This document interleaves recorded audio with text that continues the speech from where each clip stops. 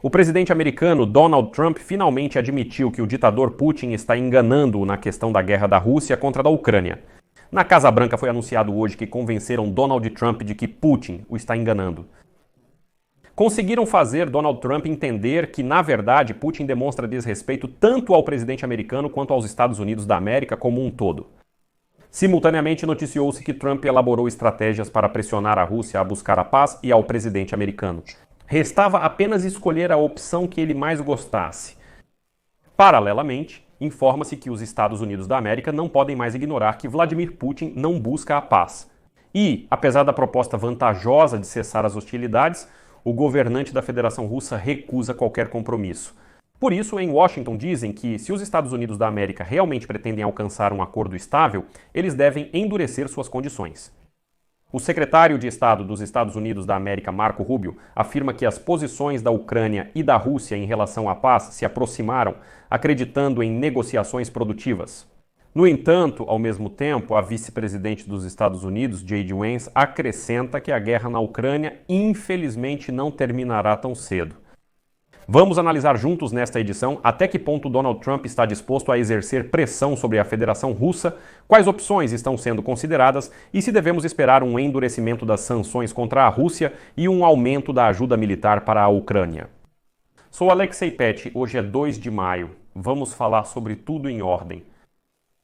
Então, hoje a publicação escreve que a equipe do presidente dos Estados Unidos da América preparou para Donald Trump uma série de opções para aumentar a pressão econômica sobre a Rússia, a fim de forçá-la a negociações de paz.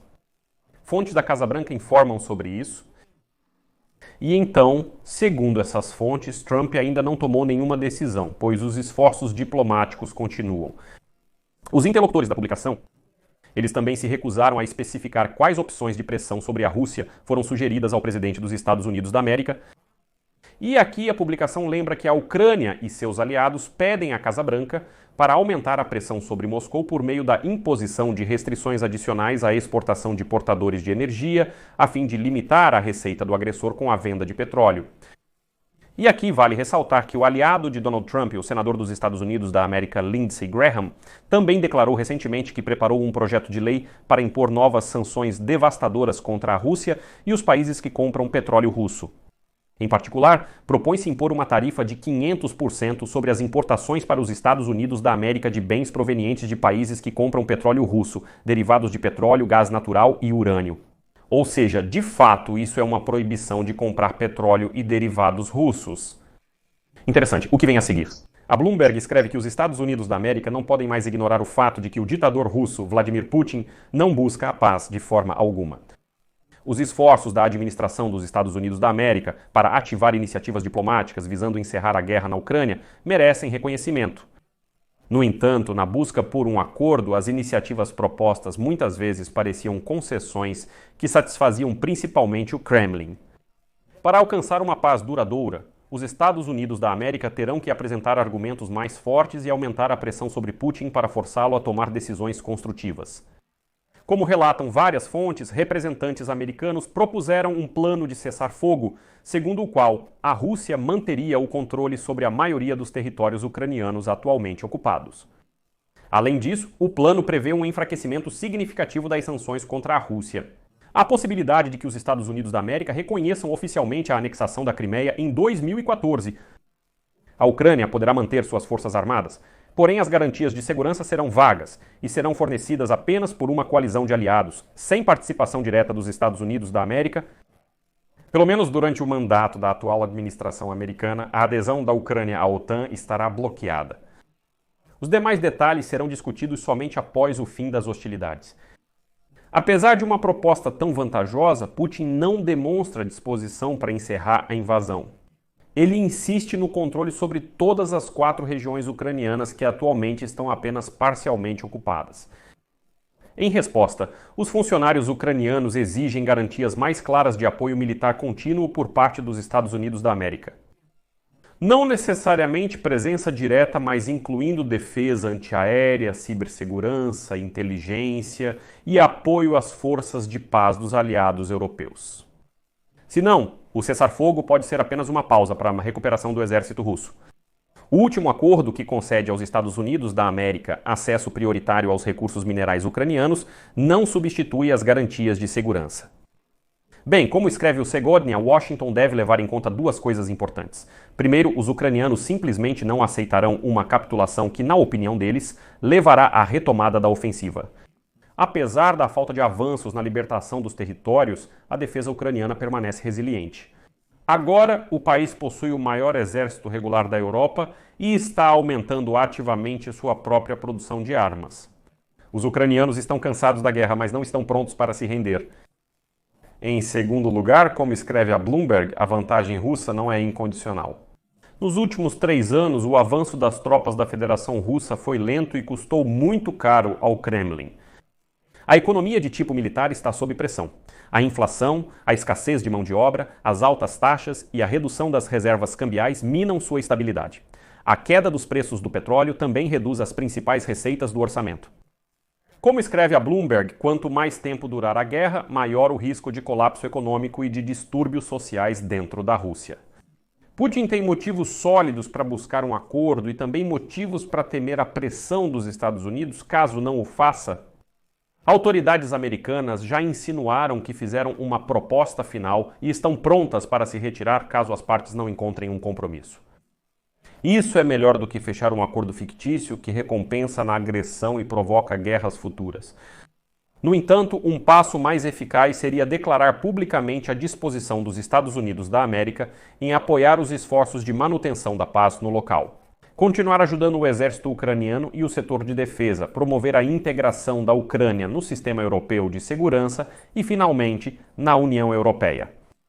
Ao mesmo tempo, os Estados Unidos da América devem deixar claro ao Kremlin que, caso se recusem a negociar, as sanções serão reforçadas, incluindo medidas secundárias contra os compradores de petróleo russo.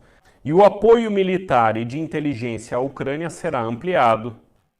E como resultado, Bloomberg escreve, seja qual for o acordo atual, Putin provavelmente continuará vendo a Ucrânia como parte da Rússia e a liberdade dos ucranianos como uma ameaça. Portanto, qualquer acordo de paz deve se basear em um mecanismo eficaz de contenção de futuras agressões e são exatamente os Estados Unidos da América que devem garantir essa segurança. Mas é paradoxal. O secretário de Estado dos Estados Unidos da América, Marco Rubio, afirma que em breve deve haver avanços nas negociações de paz. Porque, na opinião dele, as posições da Ucrânia e da Rússia em relação à paz se aproximaram. Mas, como argumento, Marco Rubio afirma que Putin não pode conquistar toda a Ucrânia e a Ucrânia não pode expulsar os russos para onde eles estavam em 2014. Os americanos entendem perfeitamente que a Ucrânia e a Rússia ainda estão longe uma da outra, embora suas posições agora tenham se aproximado. Bem, e daí? Ele destacou que o presidente dos Estados Unidos da América, Donald Trump, decidirá quanto tempo poderá gastar para alcançar um avanço real no processo de paz. Rubio mais uma vez repetiu que há outras questões importantes no mundo e, portanto, abre aspas, algum progresso deve ser feito em breve, caso contrário, o presidente Trump terá que tomar uma decisão. Paralelamente, o Ministério das Relações Exteriores da Ucrânia deixou claro que a Ucrânia não aceitará uma série de exigências da Federação Russa. Em particular, hoje o ministro das Relações Exteriores da Ucrânia, Andrei Sybiga, declarou diretamente que a Ucrânia não aceita quaisquer limitações à soberania da Ucrânia em nossa política interna e externa. Em particular, quanto à escolha de uniões e alianças às quais o país busca se juntar. A seguir, citarei Sybiga. Talvez não haja consenso agora sobre a adesão do país à OTAN, mas seguiremos trabalhando ativamente para alcançá-lo futuramente. No entanto, a Rússia, assim como qualquer outro país, não tem e não terá direito de veto sobre a nossa escolha. Sybiga ressaltou que a Ucrânia está totalmente disposta a cessar fogo. Citação: a Rússia não está pronta e busca a guerra. A Ucrânia não aceitará a chamada paz a qualquer preço. As posições fundamentais do país sobre as condições de paz permanecem claras e inalteradas. Primeiramente, não reconheceremos territórios temporariamente ocupados pelos russos. Em segundo lugar, não aceitaremos quaisquer restrições quanto à estrutura, ao efetivo e a outras características das forças de defesa da Ucrânia, restrições à indústria de defesa, à ajuda militar dos aliados ou à presença de seus contingentes em nosso território. No entanto, hoje o vice-presidente dos Estados Unidos da América, J.D. Vance, declarou que a guerra na Ucrânia, infelizmente, não terminará tão cedo. Assim, o vice-presidente destacou que agora cada lado sabe quais condições o oponente impõe para alcançar a paz e agora tudo depende dos russos e dos ucranianos. A seguir, cito J.D. Vance. Eles precisam chegar a um acordo e parar esse conflito brutal. Isso não vai a lugar nenhum, isso não vai acabar tão cedo. Os ucranianos estão irritados por serem atacados, mas seguem perdendo milhares de soldados por poucos quilômetros de território. Eu espero que ambos os lados reflitam. E se eles fizerem isso, será porque Donald Trump propôs um dos melhores acordos do século XXI. Mas, ainda assim, na Casa Branca continuam acreditando que Trump conseguirá agora pressionar o ditador Putin e forçá-lo a aceitar um acordo de paz. Hoje, a publicação Político escreve que o presidente dos Estados Unidos da América, Donald Trump, mudou um pouco a retórica sobre o ditador russo Vladimir Putin. Após vários meses de esforços diplomáticos não públicos do primeiro-ministro do Reino Unido, Keir Starmer, e do presidente da França, Emmanuel Macron. Segundo fontes entre os políticos europeus, tanto Starmer quanto Macron convenceram Trump a não pressionar o presidente ucraniano Vladimir Zelensky e a direcionar parte de sua raiva para Putin. Para isso, eles usaram o argumento de que Putin faz o presidente americano parecer um tolo. Como escreve a publicação Citar, a crítica pública do presidente dos Estados Unidos da América a Putin permitiu que diplomatas em Londres e Paris comemorassem discretamente. Afinal, os esforços deles nos últimos 3 meses começaram a dar frutos. Bem, e depois? A publicação detalhou que um papel fundamental nas negociações com a equipe de Trump foi desempenhado pelo conselheiro britânico de Segurança Nacional, Jonathan Powell, e pelo ministro da Defesa, John Kelly. Os esforços deles foram coordenados com o embaixador dos Estados Unidos da América no Reino Unido, Mark Burnett. O ministro das Relações Exteriores do Reino Unido, David Lammy, admitiu que só neste ano teve 13 conversas com o secretário de Estado dos Estados Unidos da América, Marco Rubio. Starmer e Trump quase o mesmo tanto. Além disso, como escreve a publicação Político, Zelensky influenciou claramente o pensamento de Trump em Roma, disse um dos ex-embaixadores britânicos. Ele destacou que o Reino Unido e a França sempre enfatizaram que Putin demonstra desrespeito por Trump, violando constantemente o cessar-fogo que ele mesmo proclamou. O diplomata sugeriu que isso se tornou um tema especialmente sensível, já que Trump reage de forma aguda às vítimas humanas e isso realmente o preocupa. Agora Trump entendeu que não se pode confiar em Putin. É isso que Macron repete constantemente e tenta transmitir para Trump. Essa é a nossa estratégia atual, já detalhada por um funcionário francês. No entanto, como observa o político no Reino Unido e na França, agora aguardam com preocupação se a posição firme de Trump em relação a Putin vai perdurar. Stephen Pfeiffer, ex-embaixador dos Estados Unidos da América na Ucrânia, notou que Trump tinha um ponto cego quanto a Putin, ignorando os pedidos americanos. Mas suas declarações recentes sugerem que ele começou a sentir que Putin o usou, analisou Pfeiffer.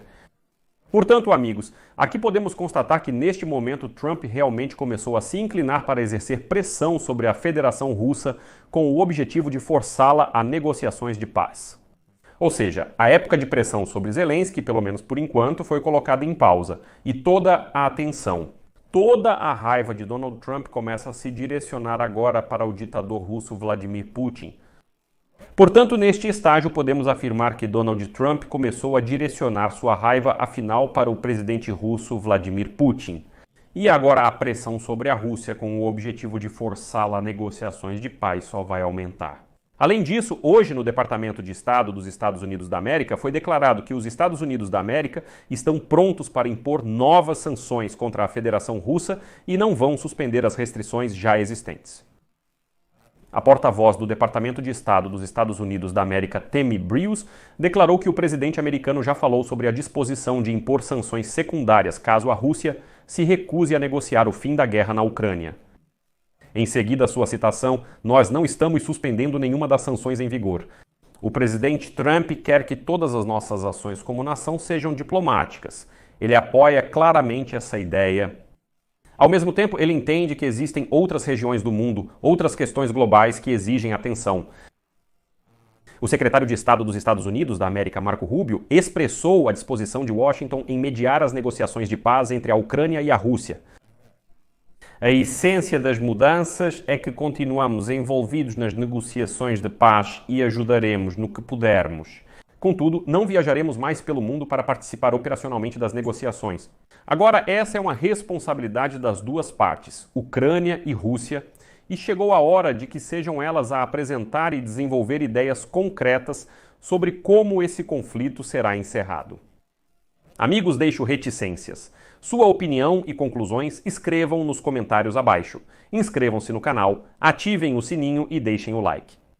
Se você quiser apoiar o trabalho deste canal, acesse o Quick Response Code na sua tela. Esta é a plataforma, a maneira mais simples e conveniente de apoiar o trabalho deste canal. É isso. Cuidem-se. Tchau a todos.